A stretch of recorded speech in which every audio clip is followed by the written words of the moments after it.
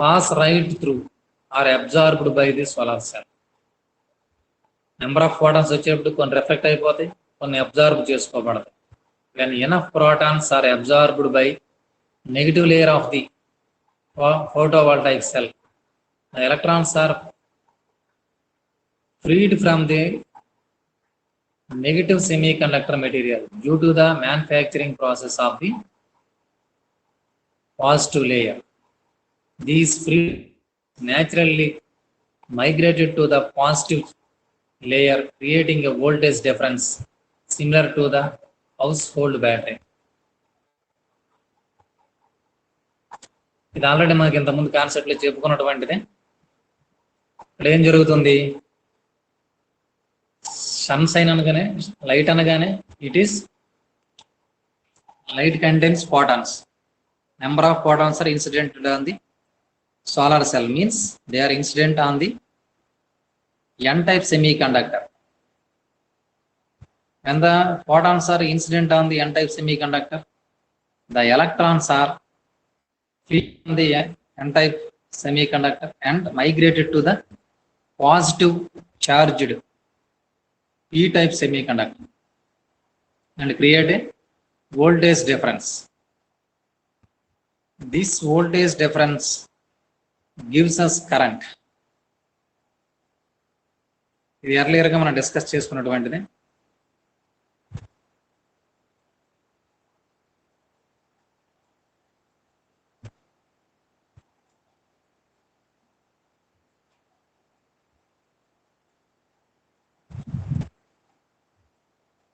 చూడండి, ఇక్కడ మీకు డయాగ్రామ్ చూపించడం జరిగింది. మధ్యలో ఫర్బిడెన్ జోన్ అని చెప్పి డిప్లీషన్ రీజన్ ఉందని చెప్తున్నాం. పైన ఎన్ టైప్ సెమీ కండక్టర్ ఉంది, ఇది పటంలో చూపించడం జరిగింది. కిందన పీ టైప్ సెమీ కండక్టర్ ఉంది, మధ్యలో డిప్లీషన్ రీజన్ అనేది ఒకటి ఉంది. ఎన్ టైప్ సెమీ కండక్టర్లో ఉన్నటువంటి ఎలక్ట్రాన్స్ అనేవి పీ టైప్ సెమీ కండక్టర్లోకి ఎప్పుడు ఎంటర్ అవుతాయి అంటే ఫోటాన్స్ అనేవి ఇన్సిడెంట్ అయినప్పుడు. ఆ విషయాన్ని పైన చూపించడం జరిగింది. మెటల్ కాంట్రాక్ట్స్ పైన నుంచి సరే దాన్ని పక్కన పెట్టేసండి. Photons, when the photons are incident on the n-type semiconductor, the electrons in the n-type semiconductor migrated to p-type semiconductor through the depletion region. మీకు మళ్ళీ చెప్పాను నేను, ఇప్పుడు ఇందులోకి ఎంటర్ అయినటువంటి ఎలక్ట్రాన్ అనేది p-type semiconductors లో majority charge carriers holes. So electron అనేది మెర్జ్ అయిపోతుంది. మెర్జ్ అవగా ఎడిషనల్ గా అంటే అదనంగా ఉన్నటువంటి అక్కడ న్యూట్రల్ యాటమ్స్ అనేవి హోల్ మరియు ఎలక్ట్రాన్ గా సెపరేట్ అయ్యి అందులో ఎలక్ట్రాన్ అనేది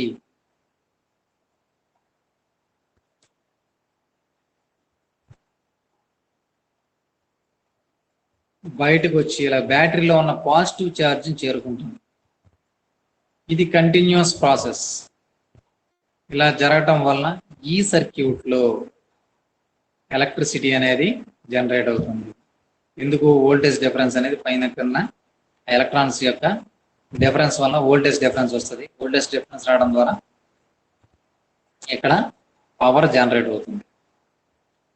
నేను చూపించినటువంటి ఆ ప్రాంతం వల్ల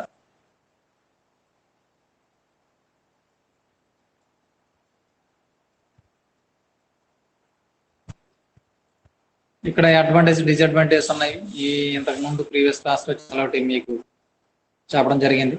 it is a clean and non polluting energy, pollution free energy. దీనివల్ల ఎటువంటి అనేది గ్రీన్ హౌస్ గ్యాసెస్ రిలీజ్ అవటం ఇలాంటి సమస్య ఉండదు. అలా అని చెప్పేసి హైడ్రో ఎలక్ట్రిక్ పవర్ ప్లాంట్ లాగా it doesn't need more land, huge land. It is renewable energy. అంటే మనం ఎంత ఉత్పత్తి చేసినా సరే మరలా ఉత్పత్తి చేసుకోవచ్చు. దీని యొక్క ఫ్యూయల్ అయిపోతుందనే సమస్య ఉండదు. సన్షైన్ ఎంత టైం ఉంటుందో అంత టైం ఇది ఫ్యూయల్ ప్రొడక్షన్ అనేది జరుగుతూనే ఉంటుంది. Next, solar cell do not produces noisy and there are totally silent when it compares to the wind energy.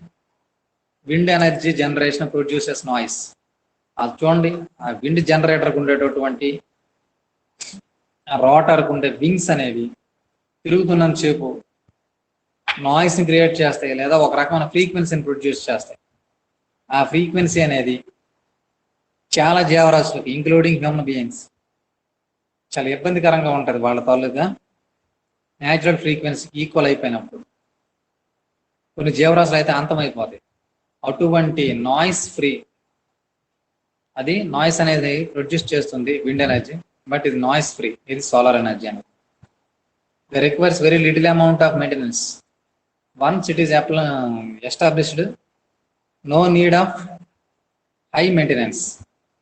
ఎక్కువ మెయింటెనెన్స్ ఖర్చు అవసరం లేదు. దీనికి ఏదైనా మెయింటెనెన్స్ ఖర్చు కావాలనుకుంటే వీటిపైన డస్ట్ తొడడం ఒకటే మెయింటెనెన్స్. ఆ డస్ట్ కూడా వర్షాకాలం అయితే ఆటోమేటిక్ క్లీన్ అయిపోతుంది. ఎందుకంటే డస్ట్ పార్టికల్స్ పడిసాయంటే ఫోటాన్స్ డైరెక్ట్గా సిలికాన్ సెల్ని రీచ్ అవ్వలేవు, కనుక ఆ ప్రొడక్షన్ ఎఫిషియన్సీ తగ్గిపోతుంది అన్నట్టు. సో అందుకోసం వీటిపైన డస్ట్ పార్టికల్స్ కవర్ చేస్తుంటే వాటిని క్లీన్ చేసుకోవడం ఒకటే మెయింటెనెన్స్. నెక్స్ట్ ఇన్ జనరల్గా ఇంజనీర్స్ ఉంటారు, వాళ్ళు ఏం చేస్తారంటే వాటిని ప్రొడ్యూస్ అయినటువంటి డీసీ కరెంట్ని ఏసీకి కన్వర్ట్ చేయడం సెపరేట్ ప్రాసెస్. దీనికి సంబంధం ఉంది, బట్ డైరెక్ట్గా ఈ ప్యానల్స్ మెయింటెనెన్స్తో సంబంధం లేదు. Next they have long life time. ఇవి కొన్ని సంవత్సరాలు, దశాబ్ద కాలాలు అన్నమాట. వీటికి రీప్లేస్మెంట్ మరి అవసరం లేదు. There are no fuel cost or fuel supply problems. Previous క్లాస్లో చాలా వరకు మీకు ఎక్స్ప్లెయిన్ చేశాను. నో ఫ్యూయల్ కాస్ట్, ఇంధనాన్ని మనం కొనాల్సిన అవసరం లేదు. న్యూక్లియర్ పవర్ ప్లాంట్ ఉందనుకోండి, మనం థోరియం అనమాట విదేశాల నుండి దిగుమతి చేసుకోవాలి. Should import the uranium fuel from the foreign countries. In this case no need of import any fuel. అలాగనే సప్లై ప్రాబ్లమ్స్. సప్లై అంటే ఫ్యూయల్ని కొనుక్కోవటం ఒక సమస్య అయితే, దాని ట్రాన్స్పోర్టేషన్ ఇంకో సమస్య. ఎక్కడైతే ఆ ఇండస్ట్రీస్ ఉన్నాయో లేదా పవర్ ప్లాంట్స్, పవర్ ప్రాజెక్ట్స్ ఉన్నాయో అక్కడ వరకు సప్లై చేయాల్సిన అవసరం ఉంటుంది. So no need of supply problem, no need of cost problems. Disadvantages. Solar cell, solar panels are very expensive.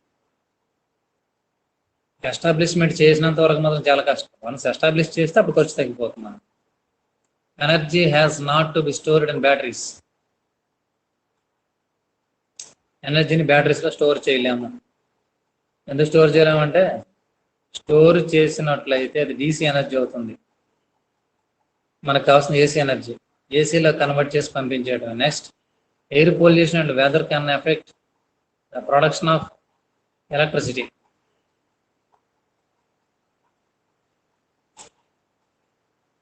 ఇక్కడ ఎయిర్ పొల్యూషన్ అనేది కారణం కాదు, ఎందుకు రాసిన, but weather can affect the production of energy.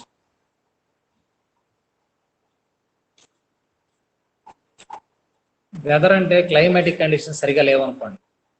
కేసెస్లో మన క్లౌడీగా ఉన్నట్లయితే సన్ రైజ్ తాలూకు ఇండస్ట్రీ తగ్గిపోతుంది. ఆటోమేటిక్గా production of power is decreases.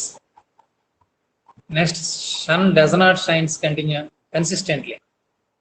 స్థిరంగా ప్రకాశించడు. వాడి ఉద్దేశం ఏంటంటే స్థిరంగానే ప్రకాశిస్తాడు, కాకపోతే నైట్ అయింది అనుకోండి జీరో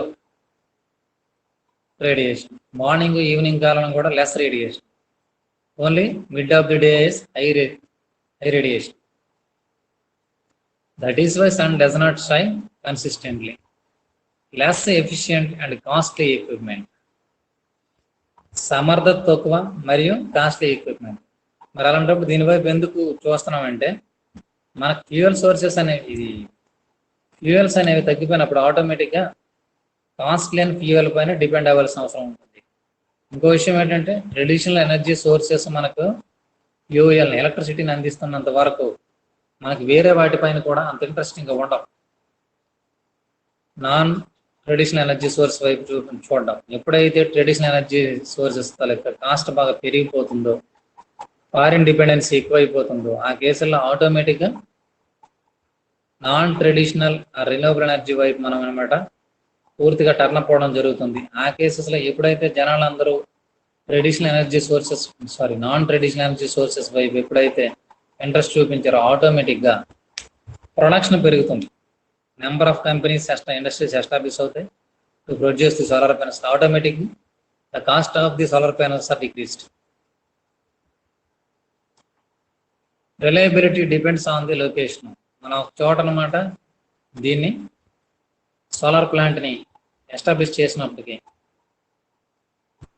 అది ఎంత రిలయబుల్గా మన పవర్ అందిస్తుంది అంటే అక్కడికి సన్ రైస్ పడేటటువంటి విధానం ఎలా ఉంటుంది అనేది కూడా ఒక ఇంపార్టెంట్ కేసు. మీకు ఎగ్జాంపుల్ ఏంటంటే ఇప్పుడు ధ్రువ ప్రాంతాల్లో కరెంట్ తీసుకురావాలని సోలార్ ప్యానల్స్ ఉపయోగించకూడదు. అక్కడ లైట్ రేస్ అనేవి చాలా లేటరల్గా పడతాయి, లేదా సన్షైన్ అనేవి. అక్కడ కరెంట్ ప్రొడక్షన్ అనేది చాలా చాలా చాలా తక్కువ సోలార్ ప్యానల్స్.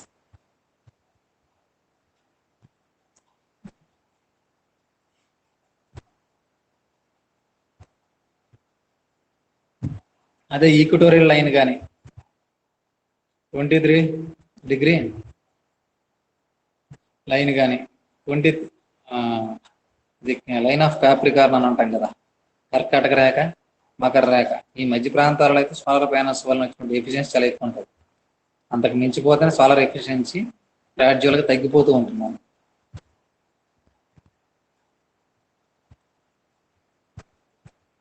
అప్లికేషన్స్ ఆల్రెడీ అంతకుముందు మీకు చెప్పాను నేను.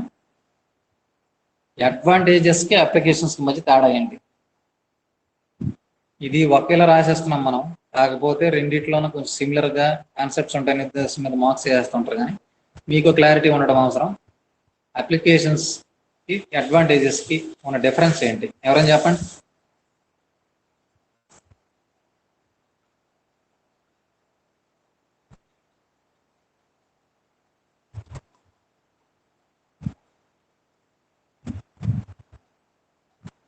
ఒరే వెంటనరా పడుకున్నారా?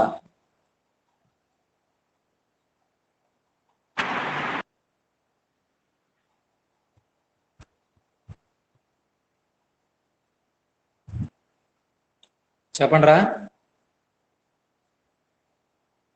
అప్లికేషన్ అనేది బ్రాడ్ ఏరియాకి సంబంధించినటువంటిది. Use or advantage is specific. ఇప్పుడు చూడండి, ఎలక్ట్రిసిటీ ప్రొడక్షన్ దేనికంటే ఇంట్లో దీపాలు వెలిగించవచ్చు, లేదనుకుంటే ఎలక్ట్రికల్ స్టవ్ యూస్ చేసుకోవచ్చు. ఇలా స్పెసిఫిక్గా చెప్పగలుగుతాం యూసేజ్. అప్లికేషన్స్ అనేసరికి అప్లై చేసినటువంటి broad area, domestic power supply, ఇంటికి విద్యుత్ ఉత్పాదన, విద్యుత్ సప్లై కోసం, విద్యుత్ పంపిణీ కోసం. Electric power generation in space, స్పేస్లో కూడా ఎలక్ట్రిక్ పవర్ని జనరేట్ చేయడం కోసం. డ్రైయింగ్ అగ్రికల్చర్ ప్రొడక్ట్స్, వ్యవసాయ ఉత్పత్తుల్ని ఎండబెట్టడం కోసం. Solar pumps are used for the water supply. కొంచెం సోలార్ పంప్స్ ఉంటాయి, వాటర్ సప్లై చేయడానికి ఉపయోగపడతాయి. వాటర్ హీటింగ్, మీకు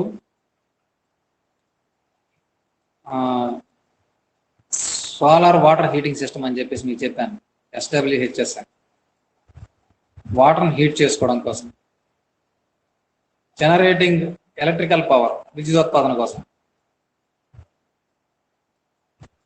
providing the electrical power to satellites, satellites కూడా ఎలక్ట్రికల్ పవర్ని సప్లై చేయడం కోసం.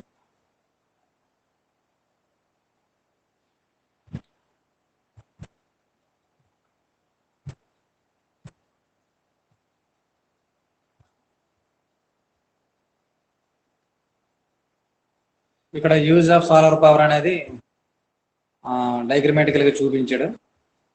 It is renewable energy source అని. It renewable power means it can produce again and again without depending on the any fuel. ఎన్నిసార్లు అయినా సరే మనం దీన్ని ప్రొడ్యూస్ చేసుకోవచ్చు. Next, power for remoting locations.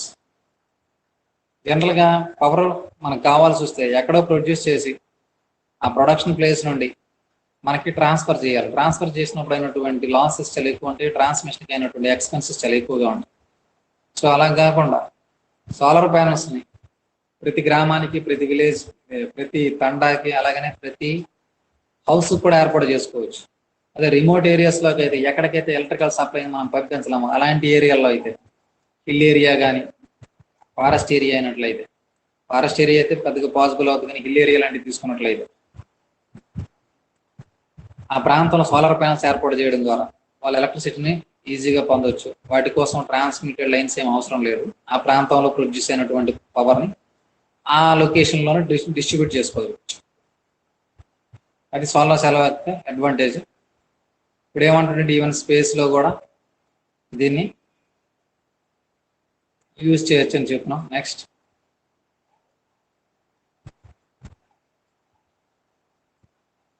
Types of solar cells. ఇది ఇంతకు ముందు డిస్కస్ చేసాం, but little bit discussion. Based on the types of crystal used, solar cells can be classified as monocrystalline silicon cells, polycrystalline silicon cells and amorphous silicon cells. ఇంతకు ముందు మనం రెండింటి గురించి చెప్పాము. అప్పుడు ప్రసాద్ మన కొత్త క్వశ్చన్ ఒకటి వేసి, అమార్ఫస్ సిలికాన్ సెల్ అనేది వాడు వేసిన క్వశ్చన్కి ఆన్సర్. అక్కడ వాడు క్యాలిక్యులేటర్ పై భాగంలో సోలార్ తాలూకా ఇన్స్టేషన్ వల్ల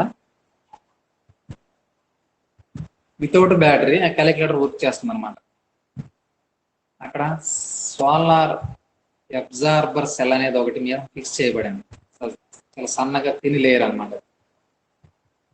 ఆ లేయర్తో ఆ క్యాలిక్యులేటర్ ఛార్జ్ అయిపోతూ ఉంటుంది దాని మీద పడిన లైట్ని తీసుకొని. సరే, ఇక్కడ how many types of solar cells అంటే first one monocrystalline silicon cell, polycrystalline silicon cell and amorphous silicon cell. First of all come to monocrystalline silicon cell is produced from the pure silicon. అంటే single crystal, ఒకే ఒక crystal head కానీ ఒక silicon cell తయారు చేసినట్లయితే దాన్ని monocrystalline silicon cell అంటారు. Since the monocrystalline silicon is pure and defect free. Defect free అంటే వాటిలో బ్రేక్స్ ఏమైనా ఉన్నట్లయితే సన్ రైస్ లోపలికి ఎంటర్ అయినప్పుడు ఉన్నటువంటి ఎఫిషియన్సీ, ఎలక్ట్రాన్ తాలూకు రిలీజ్ అని తగ్గిపోతుంది. సో సింగిల్ క్రిస్టలైన్ ద్వారా కానీ ఒక సోలార్ సెల్ ప్రిపేర్ చేసినట్లయితే ఒకటో దానికి ప్యూరిటీ ఉంటుంది, ఇంప్యూరిటీస్ ఏవి యాడ్ కావు. రెండవది ఎటువంటి డిఫెక్ట్స్ లేకుండా ఉండడం వల్ల సింగిల్ క్రిస్టల్ ఉండగలదు, అందువల్ల దానికి ఎఫిషియన్సీ అనేది పెరుగుతుంది అన్నమాట. అదే పాలీక్రిస్టలైన్ సోలార్ సెల్కి వచ్చేసరికి liquid silicon is used as the raw material and the polycrystalline silicon was obtained followed by the solidification process. The materials contains the various crystalline sizes, hence the efficiency of the type of the cell is less than the monocrystalline cells. Actually గా unique crystalline, ఒకే ఒక crystal single crystal తీసుకొని దాని నుండి solar cell తయారు చేయడం వేరు. అనేకమైనటువంటి single క్రిస్టలైన్స్ liquid form లోకి తీసుకొచ్చి, అంటే వాటిని మెల్ట్ చేసి మరలా సోలార్ సెల్ గా తయారు చేస్తే కొంచెం ఇంప్యూరిటీస్ యాడ్. ఈ అన్నింటి యొక్క క్రిస్టలైన్ యొక్క తేడా వస్తుంది. ఎందుకు బ్యాండ్ గ్యాప్ల విషయం తేడా వస్తుంది అంటే ఇంప్యూరిటీస్ యాడ్ అయినటువంటి సిలికాన్స్ యొక్క బ్యాండ్ గ్యాప్ కొంచెం తక్కువ ఉంటుంది, ఇంప్యూరిటీస్ యాడ్ కానటువంటి సిలికాన్ యొక్క బ్యాండ్ గ్యాప్ కొంచెం ఎక్కువ ఉంటుంది. సో ఇవన్నీ చేంజెస్ వలన ఏంటంటే లిక్విడ్ ఫామ్ లో తీసుకెళ్లి మళ్ళీ ఒక క్రిస్టల్ గా ప్రిపేర్ చేసి దాని నుండి సోలార్ సెల్ తయారు చేసామంటే ఇంప్యూరిటీస్ ఆటోమేటిక్ గా యాడ్ అయిపోతాయి కనుక దాని యొక్క ఎఫిషియన్సీ అనేది తగ్గిపోతుంది మన compare to the monocrystalline silicon cell.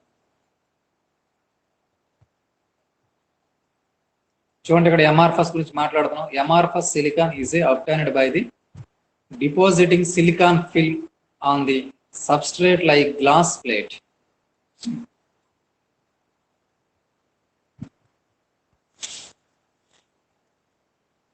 ఈ అమార్ఫస్ సిలికాన్ అనేది ఎలా తీసుకొస్తామంటే depositing silicon film on the substrate like glass plate. Glass plate పైన ఈ లిక్విడ్ ని థిన్ లేయర్ గా చేయడం ద్వారా మనకు అమార్ఫస్ సిలికాన్ అనేది పొందవచ్చును. The layer thickness amounts to less than 1 micrometer. The thickness of the human hair for comparison 50 to 100 micrometers.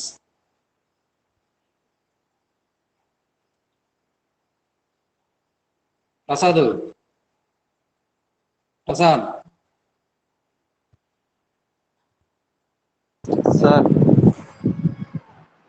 అరే నీకు ఇప్పుడు అర్థమైందా? నెట్ అర్థమైంది సార్. ఎంత ఉంటుందని చెప్తున్నాడు వాడు? 1 మైక్రో. అర్థమైంది సార్. 1 మైక్రోమీటర్ ఉంటుంది. 1 మైక్రోమీటర్. Okay sir. 1 మైక్రోమీటర్ ఉంటదంటే నువ్వు అర్థం చేసుకోవచ్చు. మన హ్యూమన్ హెయిర్ ఎంత ఉంటుందని చెప్పాం? 50 to 100 మైక్రోమీటర్స్. అంటే మన హెయిర్ ని ఎన్ని పార్ట్స్ చేస్తే వస్తుంది? కొన్ని 50 అనుకుందాం, 100 కాకుండా. 100 అనుకున్న పర్లేదు, ఈజీగా ఉంటాం. 100 పార్ట్స్ చేసామనుకో, 100 పార్ట్స్ సన్నగా డివైడ్ చేస్తే ఒక సిలికాన్ వస్తుంది. ఆ సిలికాన్ లేయర్ అంత ఉంటుంది అనమాట. సో అలాంటి సిలికాన్ లేయర్లు రెండు ఒకదాంట్లో ఒకటి మెర్జ్ చేసి మనం పిఎన్ జంక్షన్ రేట్ తయారు చేస్తాం. అది ఎంత ఉంటుంది? నువ్వు ఇంతకు ముందు చూసినటువంటి క్యాలిక్యులేటర్ పై భాగంలో ఉన్నంత సన్నగా ఉంటుంది. నీకు దీని మీద డౌట్స్ అన్ని ఎప్పుడు క్లియర్ అయిపోతాయంటే నువ్వు నానో టెక్నాలజీని స్టడీ చేసినప్పుడు మొత్తం క్లియర్ అయిపోతాయి. ఇప్పుడు అసలు world based on the nano technology ఉంది. ప్రతి దానిలో నానో టెక్నాలజీ వచ్చింది. ఈరోజు ఫర్ ఎగ్జాంపుల్ క్యాన్సర్ థెరపీ కూడా నానో టెక్నాలజీనే వాడుతున్నారు. డ్రగ్ డెలివరీ కోసంకి, అంటే డ్రగ్ డైరెక్ట్ గా సెల్స్ ని వెళ్ళి అటాక్ చేయడానికి కోసంకి నానో పార్టికల్ సైజులోనే మెడిసిన్ ప్రిపేర్ చేయడానికి. The efficiency of amorphous cells is much lower than that of the other two cells. First monocrystalline, polycrystalline cells గురించి చెప్పాం కదా. ఆ రెండింటికంటే దీని యొక్క ఎఫిషియన్సీ చాలా చాలా తక్కువ ఉంటుంది. As a result they are used mainly in the low power equipment such as the watches, pocket calculators or as faked elements. Pocket calculators కోసంకి మరియు వాచ్ల విషయాల్లో మాత్రమే అమార్ఫస్ సిలికాన్ సెమీ కండక్టర్స్ వాడడం జరుగుతుంది. ఇక్కడ టైప్స్ ఇచ్చాడు. ఆ first one monocrystalline solar cell, రెండోది పాలీక్రిస్టలైన్, థర్డ్ వన్ అమార్ఫస్. ఒక్కొక్క దానితో కెపాసిటీ కింద రాయడం జరిగింది. Made from the single large crystal. ఒకే ఒక లార్జ్ క్రిస్టల్ తీసుకురావడం జరుగుతుంది. అందువల్ల ఎటువంటి ఇంప్యూరిటీస్ ఉండవు దీనిలో. That's why it has most efficient, most expensive also. అలానే ఎఫిషియన్సీతో పాటు మనకు డౌట్ రావచ్చు, దానికి ఎక్కువ ఎఫిషియన్సీ ఉందంటే మరి దాన్ని తయారు చేయొచ్చు కదంటే, దాన్ని తయారు చేయడానికి అయినటువంటి ఎక్స్పెన్సివ్ కూడా ఎక్కువ. అందుకే మోస్ట్ ఎక్స్పెన్సివ్ అంటున్నాడు. బెటర్ ఇన్ లో లైట్ కండిషన్. తక్కువ లైట్ దాని మీద ఇన్సిడెంట్ అయినా సరే ఇది బెస్ట్ రిజల్ట్ ఇస్తుంది అనమాట. అందుకోసం వాడు ఏమంటే బెటర్ ఇన్ లో లైట్ కండిషన్. ఎక్కడైతే సన్ తాలూకా షైనింగ్ తక్కువ ఉంటుందో ఆ ఏరియాలో కాస్ట్ ఎక్కువైనప్పటికీ దీన్నే యూజ్ చేయాలి, మోనోక్రిస్టలైన్ సిలికాన్ సెల్. రెండవది polycrystalline silicon cell made from many small crystals. చాలా చాలా చిన్న క్రిస్టల్స్ నుండి దాని లిక్విడ్ ఫామ్ తీసుకొచ్చి మళ్ళీ సింగిల్ క్రిస్టల్ గా తయారు చేస్తారు. తయారు చేసినప్పటికీ దానిలో ఇంప్యూరిటీస్ ఉంటాయి కనుక లెస్ ఎఫిషియన్సీని కలిగి ఉంటుంది, లెస్ ఎక్స్పెన్సివ్, తక్కువ ఎక్స్పెన్సివ్ కలిగి ఉంటుంది, తక్కువ కాస్ట్ అవుతుంది అనమాట దాన్ని ప్రిపేర్ చేయడానికి. Less expensive means preparation cost is low. Better in లో లైట్ కండిషన్ అంటే లో లైట్ కండిషన్ లో కూడా వర్క్ చేస్తుంది, but not more than the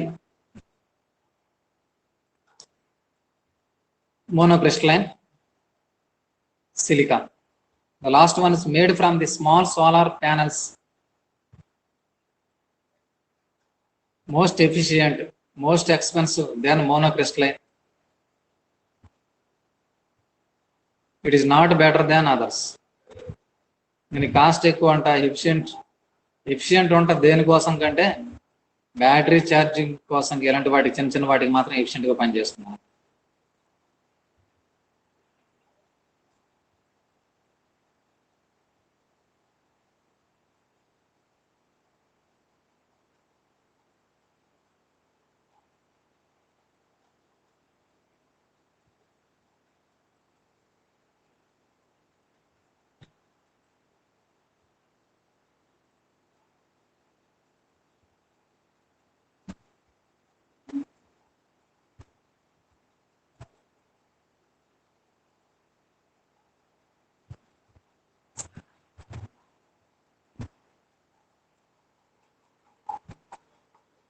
turbine designing considerations అంటే వర్గీకరణ పెట్టారు సార్. అది డిజైనింగ్ కన్సిడరేషన్స్ వేరు కదా సార్, వర్గీకరణ వేరు కదా. ఒక్క నిమిషం క్వశ్చన్ అడుగు. టర్బైన్స్ డిజైనింగ్ కన్సిడరేషన్స్ అంటే అది వేరు ఇది వేరు. మీరు ఎక్స్ట్రాడినరీ కేసులు ఏంటంటే ఇప్పుడు క్లాసిఫికేషన్ అంటే ఏం చెప్తాము, డిఫరెంట్ అంటే డిజైన్స్ క్షితిజ సమాంతర, క్షితిజ లంబ విండ్ టర్బైన్స్ గురించి ఎక్స్ప్లెయిన్ చేస్తాం. విండ్ టర్బైన్స్ యొక్క డిఫరెంట్ టైప్స్ అవి, అదే sir. Different types of wind turbines అంటే అవి అదే సార్. Based on axis. కాకపోతే అది రకం వర్గీకరణ దేని మీద ఆధారపడి, it is based on the axis of rotation. Axis of rotation based classification కదా. అవును సార్. అర్థమవుతుందా? కనుక అన్ని సందర్భాల్లో అది కరెక్ట్ అని చెప్పలేము, అన్ని సందర్భాల్లో తప్పు అని చెప్పలేము. కానీ విండ్ టర్బైన్ కన్సిడరేషన్స్ వేరు, టైప్ ఆఫ్ విండ్ టర్బైన్స్ అంటే వేరు. సార్ కన్సిడరేషన్స్ లోకి ఏ టాపిక్ లో వస్తుంది సార్, అంటే ఏవేవి తీసుకుంటాం సార్ మనం ఒక టర్బైన్ ని ప్రిపేర్ చేసినప్పుడు, అంటే మ్యానుఫ్యాక్చర్ చేసినప్పుడు ఏ అంశాలని మనం కన్సిడర్ చేస్తాం? అంటే రెక్కల నిర్మాణం ఇవన్నీ వస్తుంది. నిర్మాణం గురించి, ఏరోడైనమిక్ ఏరోడైనమిక్ థియరీస్ దానిలో రాయాల్సి ఉంటుంది. Okay sir. ఓకేనా? ఈ క్లాస్ కంటిన్యూ చేయాలన్నా, ఆఫీస్ మళ్ళీ స్టార్ట్ చేద్దాం సార్. మరి రోటర్ కంటిన్యూ చేసుకుందాం సార్. రోటర్ క్యారెక్టరిస్టిక్స్ ఉంది కదా సార్, దానిలో ఏవే వస్తాయి సార్? రోటర్ క్యారెక్టరిస్టిక్స్ అనగానే మళ్ళీ ఇప్పుడు అక్కడ ఏం చెప్తున్నాం, విండ్ టర్బైన్ అంటాం. టర్బైన్ లో రోటర్ కాన్సెప్ట్ ఒకటి కదా. టర్బైన్ అంటే ఇట్ కంటైన్స్ రోటర్ ఆల్సో. అక్కడ యాక్సియల్ మూమెంటం థియరీని మళ్ళీ రాయాలి మనం. Okay sir, axial momentum theory sir. Rotor అంటే ఏంటి అక్కడ అసలు, ఆ వింగ్స్ కనెక్ట్ చేసినటువంటి సాఫ్ట్ కనెక్ట్ చేయబడింది. సాఫ్ట్ కన్సీపైన హబ్ అంటారు, అదేనా సార్? హబ్ లాంటిది. హబ్ అంటే మొత్తం వెనక అంతా దొరికేస్తుంది, ఈ ముందు ఫ్యాన్ కొన్నటువంటి సర్కిల్ టైప్ లో ఉన్నది. అవును సార్. అది రొటేషన్ కాన్సెప్ట్ అయితే మనం యాక్సియల్ మూమెంట్ గురించి రాయొచ్చు. Okay sir. అందువల్ల దీనిలో ఏంటంటే ఒకదానికి సంబంధించినటువంటి ఇన్ఫర్మేషన్ మనం గ్యాదర్ చేసి రాయగలిగినప్పుడు మిగతా దానికి వాటిని అప్లై చేయగలుగుతాం. తెలుగు మీడియంలో అయితే ఇంకా మరింత స్పష్టంగా ఎక్స్ప్లెయిన్ చేయగలుగుతారు. సార్ గాలి రెక్కలను ప్రభావితం చేసే అంశాలు కూడా రాయొచ్చా ఇందులో, రోటర్ క్యారెక్టరిస్టిక్స్ లో? Okay sir. Any doubts from others?